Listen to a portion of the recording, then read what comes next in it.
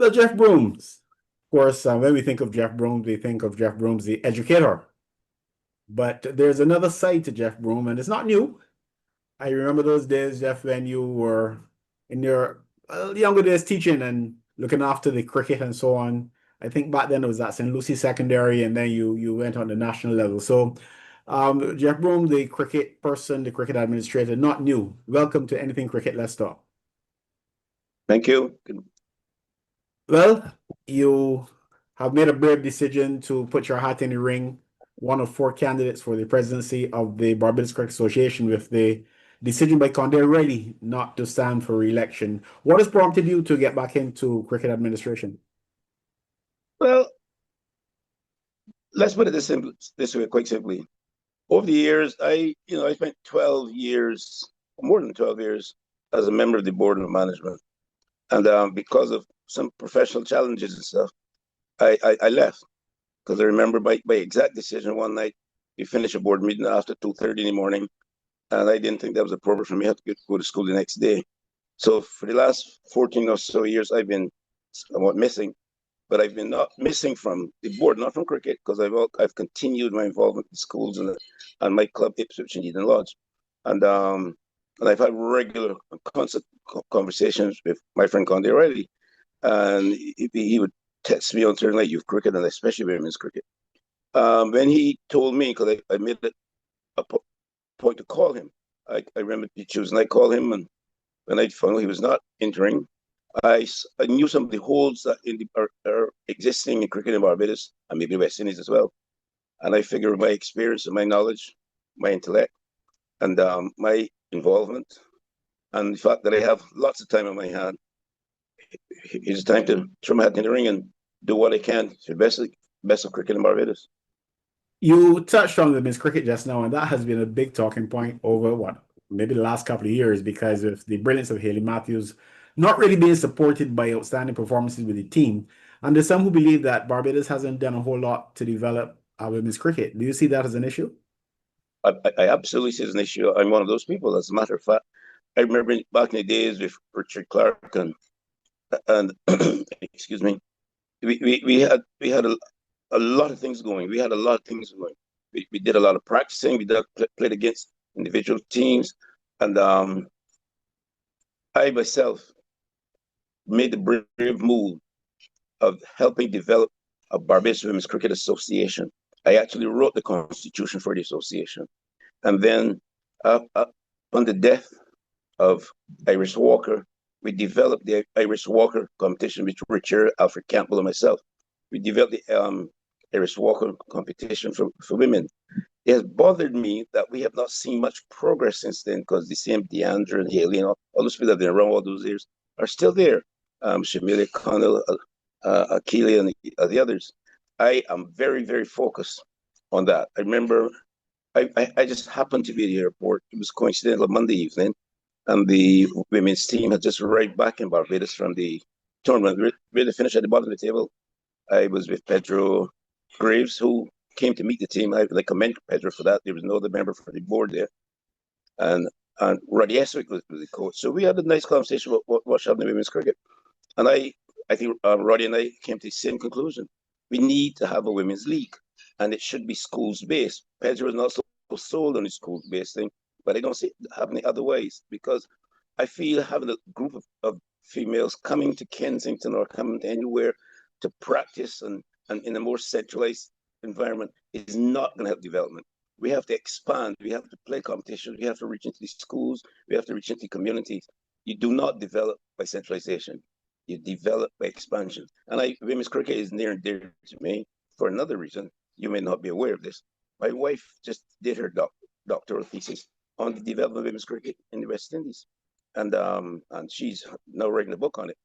And I feel with the input that she has given, and we share ideas all the time, and I know my interests. I think women's cricket will be one of my focal points. One of the players that you didn't mention, but who was also who also showed a lot of promise, Shaquana Clinton, and unfortunately, she wasn't able to develop that potential into the brilliance that was expected at the highest level. I knew both of the Quinton sisters, the twin girls, and it's interesting. Shaquana has been close to me, mainly because she and my wife have become pretty good friends. They talk regularly. I think that the injury that she sustained put her back a long way, and I do not believe that. Like I say this from my heart, I do not believe that she got the assistance from the hierarchy in cricket in West Indies that she needed and indeed deserved.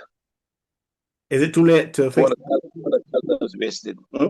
Is it too late to fix I that? didn't It's never too late to fix that. I don't know if we can get her back to her best in playing cricket, but she has it has cost her a lot of money, cost her a lot of grief, and I feel something needs to be done to help Shaquana Quinton. That young lady, I figured she could be operating at the level of Haley Matthews if she had been taken good care of.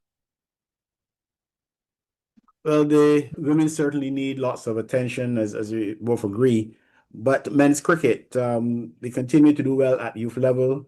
The Barbados senior team still quite competitive, but it seems as though the players get into the West Indies team are not able to maintain the high standards of the past. And then, of course, that's true for well, throughout the region. But you're vying for the position of BCA president. So, in terms of Barbados cricket, what do you think needs to be done to help lift the standard so that you're not only pushing players into the West Indies team, but you're pushing players who have that potential and that ability to maximize the opportunity and to be among the top guys at the international level? Well, I go to three things. And I think we're better placed here in Barbados than most of the other territories. I think we have a good structure. The Everton Week Center of Excellence is there, which needs to be utilized in a much better way. Our cricket structure from schools right into the intermediate and second division and elite and stuff, we're fine there. Now, what are we missing? I do not believe that we should have competitions between education and cricket. Lots of youngsters, when they reach that 17, 18-year old, their families are looking for them in terms of where can they get a job? How can they get qualified? We have to put a marriage between those two things, and it's not that difficult. And that's why every center of excellence is very important. Now, the second thing, we have such great former players around here. I don't think we utilize it in terms of mentorship. I can look at two youngsters right now who I feel have potential to go far. Joshua Dorn, Zachary Carter. Can you imagine them being mentored by a Desmond Haynes or Gordon Greenwich in the right ways of doing things? These guys cannot just be left to wander and wallow on their own. But we have such great individuals here who can be of assistance to them. Thirdly, and this is equally as important, we cannot just have people coming down to the center of excellence and just to practice. Practice. We have to, there are so many things to develop intellectually and mentally as well, because I believe the Everton Week Center of Excellence has to be turned into a fully fledged and working academy. And we do a lot of things down there. A lot of things down there. And it will be another focal point of mine. Because that transition must be made. I agree with you that too many people are coming into the West Indies teams with lots of technical deficiencies, and technical, not only technical in terms of batting, but technical in terms of mindset, how they think and build things and plan. I remember years ago when we were in youth cricket, Richard Shirka was coach, and he used to drive one thing into the boys' heads all the time. And when we had some more nurses around, he would say the same thing. I got Billy Innings, look for the first 10, look for the second 10. You got to be working on it, and you will see how things will develop. And I think those methods were quite successful. You've got some ideas, and those who know Jeff Broome would not be surprised at all of the thoughts going through your mind and the strategies that you would want to implement. But it's not just the president, you've got a board. How do you plan to work around the politics that is so present, not only in cricket administration, I can tell you, it's present in other sports as well. And it probably presents one of the biggest challenges for sports development. Do you have any specific plans of addressing that? You could not have put it better. You could not have put it better. That's why when I hear members, well, let's be very direct. All four candidates have served on the board from time to time. I am the only one that has not served on the board in the last 12 years. So those people who were board for the last 6 and 8 years were saying, we're going to come do this, this needs to be done. Why has it not been done yet? Because you had it right. If you're saying that, you're blaming on the O'Reilly, which you cannot do. It's a full board. We make decisions. How do we do it? Now, first of all, I feel the president of the Barbados Creek Association needs to have dedicated time.